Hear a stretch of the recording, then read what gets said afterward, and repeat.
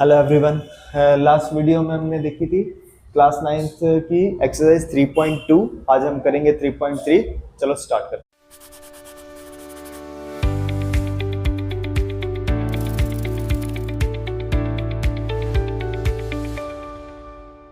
हमारा first question है, prove that the following rational numbers are equal. दो rational number दे रखे होंगे हमें और हमें बताना है कि ये दोनों इक्वल है। ठीक है, इसको सॉल्व करने के लिए मैं बिल्कुल छोटे बच्चों वाली ट्रिक यूज कर रहा हूं जो आप जूनियर क्लासेस में पढ़ चुके हैं। ठीक है, ट्रिक क्या है कि मैं दोनों को इक्वल रेशो मानकर चल लूंगा। ठीक है, फिर मैं इनका क्रॉस मल्टीप्लाई करूंगा। अगर ये दोनों साइड इक्वल आई तो ये दोनों रेशनल नंबर क्या होंगे, इक्वल होंगे। ठीक है, तो ये क्रॉस मल्टीप्लाई का मतलब ये 6 इधर आएगा और ये 3 इधर जाएगा। ठीक है, सो 2 मल्टीप्लाई में 6 इज इक्वल टू 4 मल्टीप्लाई 3। 2 6 जा 12 एंड 3 4 जा इज ऑल्सो 10। क्या दोनों साइड इक्वल आई? इसका मतलब ये दोनों जो हमारे रेशनल नंबर थे ये दोनों एकदम इक्वल थे। ठीक है, सेकंड पार्ट देखते हैं। सो हमारा सेकंड जो पार्ट है उसमें 5/4 दे रखा है एंड 10/8 दे रखा है। सॉरी, 10/8 दे रखा है। हमें प्रूफ करना है कि ये दोनों जो थे रेशनल नंबर थे ये इक्वल ही है। सेम पिछले वाले की तरह करेंगे, 5/4 इक्वल लेकर चलेंगे 10/8 और दोनों का क्रॉस मल्टीप्लाई कर देंगे। 8 इधर साइड आएगा मल्टीप्लाई में और 4 उस साइड जाएगा मल्टीप्लाई में। 5 into 8 should be equals to 10 into 4. 5 8 जा 40 and 10 4 जा is also 40। तो दोनों साइड इक्वल आ गई, मतलब ये भी रेशनल नंबर इक्वल थे। जो थर्ड पार्ट है वो कह रहा है -3/5 इक्वल रखते हैं -6/10 के। सेम क्रॉस मल्टीप्लाई करते हैं, 10 इस साइड आएगा 5 इस साइड जाएगा। सो -3 multiply by 10 and -6 multiply by 5। 3 10 जा 30 and minus sign as it is equals to 6 5 जा 30 minus sign as it is। ये भी इक्वल आ रहे हैं, यानी ये दोनों रेशनल नंबर इक्वल थे। नेक्स्ट पार्ट देखो, इसमें सोल्व करने की इस तरह सोल्व करने की जरूरत नहीं है। अगर हम 9/3 इक्वल होता है 3/1 के, कैसे? हम डायरेक्ट इसको कट कर सकते हैं या आइदर 3 को इस साइड ले जाओ। सो 9 इक्वल्स टू 3 into 3। सो 3 3 जा 9, दोनों साइड फिर से इक्वल आ रही है। तो हमने शो कर दिए कि चारों के चारों जितने भी पार्ट दे रखे थे उनके दोनों के रेशनल नंबर इक्वल आ रहे हैं। अब सेकंड क्वेश्चन पे चलते हैं। सो हमारा सेकंड क्वेश्चन है फाइंड द सम। हमें इन दोनों का सम फाइंड करना है। आई होप आप 9th क्लास तक आ चुके हो, आपको ये बेसिक सम करना आता है। ठीक है, बट मैं तो सिखाऊंगा ही। ठीक, तो कैसे सोल्व करेंगे? दोनों डिनोमिनेटर का हमें क्या लेना होता है, एलसीएम लेना होता है। ठीक है, एलसीएम लेना आई होप सबको आता होगा। 5, 10 दोनों के डिनोमिनेटर का क्या लेना है, एलसीएम। देखो ये 2 पे डिविजिबल नहीं है बट ये 2 पे डिविजिबल है, तो पहले 2 पे डिविजिबल करते हैं। क्योंकि ये 2 पे डिविजिबल नहीं है तो इसको एज इट इज लिखते हैं। 2 5 जा 10। ठीक है, कट हो गया ये। Now both are divisible on the 5। 5 1 जा 5, 5 1 जा 5। ठीक है, एलसीएम तब तक चलता है जब दोनों डिजिट सारी की सारी डिजिट 1 तक ना पहुंच जाए। अब हमारा एलसीएम क्या हुआ, 2 into 5 यानी आंसर आएगा 10। सो एलसीएम 10 आ गया, यानी इन दोनों के नीचे जो कॉमन डिनोमिनेटर आएगा वो क्या आएगा, 10 आएगा। अब अपर वाली डिजिट कैसे लिखनी है? अपर वाली डिजिट लिखने के लिए जो एलसीएम होगा और जो डिनोमिनेटर होगा दोनों को आपस में क्या करेंगे, डिवाइड करेंगे। देखो पहले वाले का डिनोमिनेटर 5 है, इसको एलसीएम 10 के साथ क्या करेंगे, डिवाइड करेंगे। 5 को अगर 10 के साथ डिवाइड करोगे आप, 5 2 जा 10, आंसर क्या आएगा 2। जो आंसर आएगा उसको अपर डिजिट के साथ क्या करना होता है, मल्टीप्लाई। तो यानी 2 into 2 होगा। 2 पहले से था और 2 हमारा डिवाइड करने के बाद आंसर आया, दोनों को मल्टीप्लाई कर दिया। प्लस 3 पहले से था, अगर मैं 10 और 10 को डिवाइड करूंगा, डिनोमिनेटर भी 10 था और एलसीएम भी 10 था, दोनों को डिवाइड करूंगा, आंसर क्या आएगा 1। सो जो डिजिट होगी अपर डिजिट वो मल्टीप्लाई हो जाएगी 1 के साथ। ठीक है, सो 2 2 जा 4 प्लस 3 1 जा 3 अपॉन में क्या आएगा 10 एज इट इज। सो 4 + 3 क्या होता है हमारा 7 अपॉन 10। तो ये एडिशन करना सीखा हमने एकदम जूनियर लेवल से, जैसे हम क्लास 6-7 में पढ़कर आ चुके हैं। ठीक है, सेकंड पार्ट पर चलते हैं इसके। सो सेकंड पार्ट में 7/12 का एडिशन करना है 5/8 के साथ। अगेन हम सेम काम करते हैं, दोनों का क्या करेंगे, डिनोमिनेटर्स का एलसीएम लेते हैं। सो डिनोमिनेटर में हमारे पास आ रहे हैं 12 and 8, both are divisible on the table of 2। तो 2 के टेबल में 12 आता है 6 पर और 8 आता है 4 पर। अगेन ये दोनों 2 पर डिविजिबल हो जाएंगे, 2 3 जा 6, 2 2 जा 4। ये तो 2 पे नहीं होता बट ये 2 पर हो जाता है, तो एक बार और 2 पर करते हैं। 3 डिविजिबल नहीं होता 2 से परफेक्टली, इसलिए 3 एज इट इज लिख दिया और 2 1 जा 2। अब ये तो 1 तक पहुंच गया, इसको भी 1 तक पहुंचा देते हैं 3 से डिवाइड करके, 3 1 जा 3, ये 1 एज इट इज। सो जो हमारा एलसीएम आएगा वो आएगा इन सभी डिजिट का मल्टीप्लाई, यानी 2 इंटू 2 इंटू 2 इंटू 3, 2 2 जा 4, 4 2 जा 8, 8 3 जा 24। सो हमारा जो एलसीएम आया वो आया 24। ये मैं बिल्कुल बेसिक लेवल से सिखा रहा हूं, जैसा हमने जूनियर क्लासेस में पढ़ चुके हैं। ठीक है, सो एलसीएम 24 आया। अब अपर डिजिट कैसे लिखी जाएगी, जो डिनोमिनेटर होता है उसको एलसीएम से डिवाइड करो। अगर 12 को 24 से डिवाइड करेंगे तो आंसर आएगा 2। ठीक है, सो 12 को 24 से डिवाइड किया तो आंसर आएगा 2, करके दिखा दिया मैंने।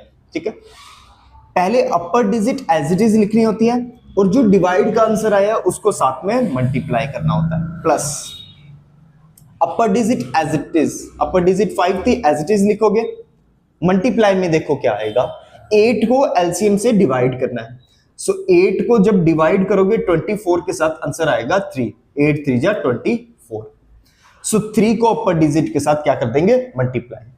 7 2 जा 14 प्लस 5 3 जा 15 अपॉन में 24 एज इट इज चल रहा है हमारा। सो 14 प्लस 15 आंसर आएगा 29 अपॉन में 24। ये हमारा फाइनल आंसर है। नेक्स्ट पार्ट पे चलते हैं इसके। सो हमारा लास्ट थर्ड पार्ट है -4/7 प्लस करना है 3/14 के साथ। सबसे पहला हमारा काम है दोनों डिनोमिनेटर का एलसीएम लेना, तो एलसीएम लेते हैं दोनों डिनोमिनेटर का, 7 एंड 14। देखो 7 तो 2 से डिविजिबल नहीं होता बट 14 2 से डिविजिबल हो जाता है, तो हमें करना पड़ेगा। 7 डिविजिबल नहीं होता, 7 एज इट इज, 2 7 जा 14, दोनों 7 से होंगे, अब 7 1 जा 7 1 जा, तो हमारा जो एलसीएम आया वो आया 2 इंटू 7, दोनों डिजिट का मल्टीप्लाई, आंसर आ जाएगा 14। सो एलसीएम जो हमारा आया वो आया 14। ठीक है, अब अपर डिजिट कैसे आएगी, देखो 7 को इस डिनोमिनेटर को एलसीएम से डिवाइड किया तो आंसर आएगा 2, क्योंकि 7 2 जा 14 होता है। ठीक है, तो -4 upper digit as it is, denominator और एलसीएम को डिवाइड करने पर आंसर आया था 2, उसको इसके साथ मल्टीप्लाई कर देंगे, प्लस नेक्स्ट डिजिट क्या है 3, पहले एज इट इज। 14 को एलसीएम 14 के साथ डिवाइड किया तो आंसर 1 आएगा, 1 को इसके साथ मल्टीप्लाई कर देंगे। ठीक है, सो 4 2 जा -8 एज इट इज एंड 3 1 जा प्लस का 3 एज इट इज अपॉन में 14। अब एक डिजिट पॉजिटिव है और एक डिजिट नेगेटिव है, जब भी अपोजिट साइन आ जाते हैं तो दोनों में दुश्मनी होती है, यानी दोनों माइनस हो जाते हैं। ठीक है, सो 8 - 3 आंसर आएगा हमारे पास 5, but sign will be always come of the greater digit. जब भी हम ऐड या सब्ट्रैक्ट करते हैं तो साइन बड़ी डिजिट का देखा जाता है, पावरफुल का देखा जाता है, जो ताकतवर होगा उसी का कहना माना जाएगा। ठीक है, तो यहां ताकतवर है 8 के आगे माइनस था तो इसके आंसर के भी आगे माइनस आएगा ही आएगा, अपॉन में 14 एज इट इज। ये हमारा आंसर आ गया क्वेश्चन नंबर 2 कंप्लीट। 3 पर चलते हैं। सो अब हमें फाइंड, वो थर्ड क्वेश्चन में कह रहा है फाइंड द डिफरेंस, इन दोनों में डिफरेंस फाइंड करना है, चाहे हमें एडिशन करना हो चाहे सब्ट्रैक्शन करना हो, मतलब डिफरेंस करना हो, करना दोनों में सेम ही काम होता है। सबसे पहले दोनों का क्या करना है, डिनोमिनेटर्स का एलसीएम लेना है, तो दोनों डिनोमिनेटर का एलसीएम लेते हैं। 6 and 4 का LCM, both are divisible on the table of 2, तो 2 3 जा 6 एंड 2 2 जा 4। ये तो 2 पे नहीं होता बट ये तो 2 पे चला जाएगा, सो 2 पे अगेन जाते हैं, 3 एज इट इज, 2 1 जा, नाउ 3 पे, 3 1 जा 3, 3 1 जा 3। सो जो एलसीएम आया that is 2 into 2 into 3, 2 into 2 into 3, सो 2 2 जा 4, 4 3 जा 12। सो एलसीएम जो हमारे पास आया दैट इज 12। ठीक है, एलसीएम 12 आ गया। अब अपर डिजिट कैसे आती है, सेम पिछले क्वेश्चन की तरह, जो डिनोमिनेटर है उसको एलसीएम के साथ डिवाइड करोगे, 6 को एलसीएम साथ यानी 12 के साथ डिवाइड करोगे, आंसर आएगा 2। 2 को अपर वाली डिजिट के साथ मल्टीप्लाई करना होता है, ठीक है, minus. Now 1 as it is. Now 4 को 12 के साथ डिवाइड किया, आंसर आएगा 3। 4 3 जा 12 होता है, 3 को अपर डिजिट के साथ मल्टीप्लाई। सॉल्व करते हैं इसको। 5 2 जा 10 माइनस 3 1 जा 3 अपॉन में 12 as it is. So 10 minus 3 होता है हमारा 7 और अपॉन में 12। ये हमारा आंसर था फर्स्ट पार्ट का। नाउ सेकंड पार्ट पर चलते हैं। नाउ सेकंड पार्ट है इसका 11/8 माइनस 3/4। सेम काम करना है, दोनों डिनोमिनेटर्स का एलसीएम लेना है। 8 and 4 2 से डिविजिबल है, 2 4 जा 8, 2 2 जा 4, अगेन 2 से 2 2 जा 4, 2 1 जा 2, अगेन 2 से 2 1 जा 2, 1 as it is. So 2 into 2 into 2 हमारा आएगा एलसीएम। 2 2 जा 4, 4 2 जा 8, एलसीएम भी हमारे पास आएगा 8। सो 8 एलसीएम लिया, डिनोमिनेटर को एलसीएम यानी 8 के साथ 8 को डिवाइड करेंगे, आंसर आएगा 1। 1 को अपर डिजिट के साथ multiply, minus 3 as it is. 4 को एलसीएम से डिवाइड करेंगे 8 से, यानी 4 2 जा 8, तो 2 को अपर डिजिट के साथ मल्टीप्लाई, सॉरी 2 को मल्टीप्लाई करेंगे।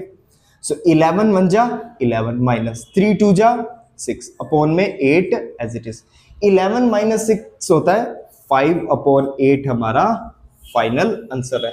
लास्ट पार्ट पे चलते हैं, इसके थर्ड पार्ट पे। सो हमारा थर्ड पार्ट है माइनस 7 अपॉन 9 माइनस ब्रैकेट में माइनस 2/3। हमने लास्ट एक्सरसाइज में पढ़ा था, लास्ट क्वेश्चन के अंदर, डिफरेंस अगर एक नेगेटिव नंबर का डिफरेंस होता है तो ये क्या बन जाता है, पॉजिटिव।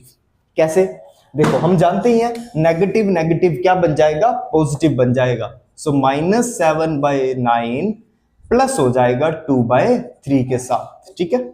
सो अब ये प्लस वाली सिचुएशन बन गई। करना सेम ही है, दोनों डिनोमिनेटर्स का एलसीएम लेते हैं, 9 and 3 का। 3 पे डिविजिबल है दोनों, 3 3 जा 9, 3 1 जा 3, अगेन 3 पर 3 1 जा 3, 1 एज इट इज। सो जो एलसीएम आएगा that is 3 into 3 that is 9। LCM आ गया 9, सो दोनों के डिनोमिनेटर में लगाते हैं 9। अपर डिजिट कैसे आएगी, डिनोमिनेटर को एलसीएम से डिवाइड किया, यानी 9 को 9 के साथ डिवाइड किया, आंसर आएगा 1। 1 को अपर डिजिट के साथ मल्टीप्लाई, 7 1 जा प्लस 3 को 9 के साथ डिवाइड किया, 3 3 जा 9, यानी 3 को अपर डिजिट के साथ मल्टीप्लाई करते हैं, 7 1 जा 7 प्लस 3 2 जा 6 अपॉन में 9, ठीक है।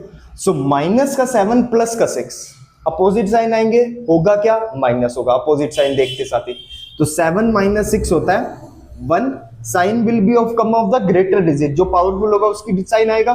सो 7 पावरफुल है, इसके आगे नेगेटिव है, तो यहां भी क्या आएगा, नेगेटिव अपॉन में। ये हमारा करेक्ट आंसर है। नेक्स्ट क्वेश्चन पे चलते हैं। फाइंड द प्रोडक्ट है हमारा फोर्थ क्वेश्चन। सो 2/3 का मल्टीप्लाई, प्रोडक्ट का मतलब होता है मल्टीप्लाई करना 3/10 के साथ। पहले हम देखेंगे ऊपर और नीचे वाली कोई डिजिट कट रही है या नहीं, ठीक है, भले अपोजिट डिजिट पे आ रहा हूं। देखो यहां अपर में 3 है, यहां लोअर में 3 है, दोनों कैंसिल आउट हो सकते हैं, ठीक है। बचा क्या, अच्छा हाँ, एक और चीज कट डाउन हो रही है, 2 और 10 दोनों सेम टेबल 2 पे कट हो रहे हैं। देखो 2 1 जा 2, 2 5 जा 10। सो अपर साइड हमारा लेफ्ट रहा 1 और डिनोमिनेटर में हमारा लेफ्ट रहा 5। तो ये हमारा आंसर होगा फर्स्ट पार्ट का। नाउ सेकंड पार्ट देखते हैं, ठीक। हमारा जो सेकंड पार्ट है वो क्या है, 7/11 मल्टीप्लाई 5/8। देखो अब यहां कुछ भी कटिंग होने वाला भी नहीं है, ना 7 8 या 11 से कटता है, ना 5 11 या 8 से कटता है। तो इसको डायरेक्ट मल्टीप्लाई करते हैं, अपर डिजिट अपर से मल्टीप्लाई होगी और डिनोमिनेटर डिनोमिनेटर के साथ मल्टीप्लाई होगा। 7 5 जा 35 और 11 8 जा 88, ये हमारा आंसर होगा, ठीक है। लास्ट थर्ड पार्ट देखते हैं इसका, ठीक है। थर्ड पार्ट में दे रहे हैं -4/7 मल्टीप्लाई 5/14, ठीक है। इन दोनों को मल्टीप्लाई कर रहा है, यहां एक कटिंग हो रही है, देखो अपर और डिनोमिनेटर में, ये दोनों ही 2 के टेबल पे डिविजिबल हो जाते हैं। 2 2 जा 4 एंड 2 7 जा 14। हमारे पास लेफ्ट क्या रहा, -2/7 मल्टीप्लाई 5/7। सो अपर को सब मल्टीप्लाई करते हैं, डिनोमिनेटर डिनोमिनेटर के साथ। 2 5 जा 10, माइनस का sign as it is, minus का साइन को नहीं छेड़ेंगे अब। 7 7 जा 49, ये हमारा आंसर है। ठीक है, सो क्वेश्चन नंबर 5 चलते हैं। सो हमारा फिफ्थ क्वेश्चन है फाइंड द कोएफिशिएंट। कोएफिशिएंट यानी दोनों को डिवाइड करके जो फाइनल आंसर आएगा वो बताओ। ठीक है, सो डिवाइड दे रखा है, डिवाइड को सोल्व करने का कई सब अलग अलग मेथड से करते हैं। मैं जो मेथड करता हूं वो शायद आपको इजी लगे, तो प्लीज ट्राई करना इसको। 2/3 डिवाइड को हम चेंज कर देते हैं मल्टीप्लाई में, क्योंकि डिवाइड का अपोजिट मल्टीप्लाई किया है तो लास्ट वाली डिजिट है उसको भी अल्टी पल्टी यानी अपोजिट कर देते हैं। 10 अपसाइड ले आते हैं और 3 डाउन साइड ले आते हैं। ये सिचुएशन बनेगी। क्या किया मैंने, डिवाइड को मल्टीप्लाई में चेंज किया और लास्ट वाली डिजिट को भी चेंज कर दिया, यानी दोनों का अपोजिट कर दिया। डिवाइड का भी मल्टीप्लाई किया और इस डिजिट का भी अपोजिट कर दिया। अब मल्टीप्लाई हो गया, मल्टीप्लाई डायरेक्ट हम करते हैं। 2 10 जा 20 एंड 3 3 जा 9, ये हमारा आंसर हो गया। ठीक है, आई होप इजी लगी होगी ये ट्रिक। सेकंड पार्ट में हम कर रहे हैं 7/11 डिवाइड बाय 5 में 8। सेम मेथड से करते हैं। 7/11 तो एज इट इज, पहले वाले को नहीं छेड़ना, बाद वाले सभी को क्या करना है, उल्टा पुल्टा। डिवाइड की जगह मल्टीप्लाई, 8 अपसाइड 5 डाउन साइड। सो 7 8 जा 56, 11 5 जा 55, ये हमारा आंसर आया। ठीक है, सेकंड पार्ट का। नाउ चलते हैं इसके थर्ड पार्ट पे। मैं थर्ड पार्ट यहीं कर रहा हूं। सो थर्ड पार्ट है हमारा -4/7 डिवाइड बाय 5/14। सो अगेन अल्टी पल्टी करने की कोशिश करते हैं। -4/7 डिवाइड का multiply, 14 upside and 5 down side. देखो अब यहां कुछ कटिंग हो रहा है। पहले वाले क्वेश्चन में कटिंग होना पॉसिबल नहीं था, बट यहां कटिंग होना पॉसिबल है। कैसे, देखो 7 1 जा 7, 7 2 जा 14, दोनों 7 के टेबल पे डिविजिबल है। बचा क्या, -4/1 इंटू 2 में 5। अपर को मल्टीप्लाई करते हैं, डिनोमिनेटर डिनोमिनेटर को, तो 4 2 जा 8, माइनस का sign as it is, upon में 5।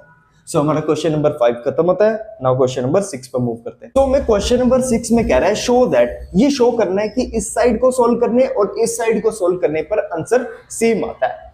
इस प्रॉपर्टी का नाम है डिस्ट्रीब्यूशन प्रॉपर्टी, जो हमें नेक्स्ट क्वेश्चन में भी पूछेगा, क्वेश्चन नंबर 7 में। ठीक है, डिस्ट्रीब्यूशन प्रॉपर्टी का मतलब क्या होता है पहले वो थोड़ा देख लो, फिर क्वेश्चन स्टार्ट करते हैं।